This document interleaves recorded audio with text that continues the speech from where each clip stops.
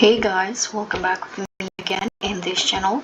So in today's tutorial, I'm going to show you how you can catch an ultraviolet mutated fish in Abyss Roblox.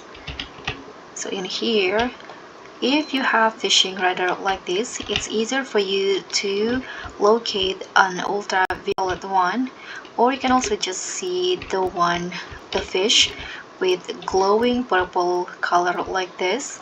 So if you see you use the fishing radar, it will say ultraviolet, so you can just equip your gun and try to catch it like this, to catch an ultraviolet mutated fish.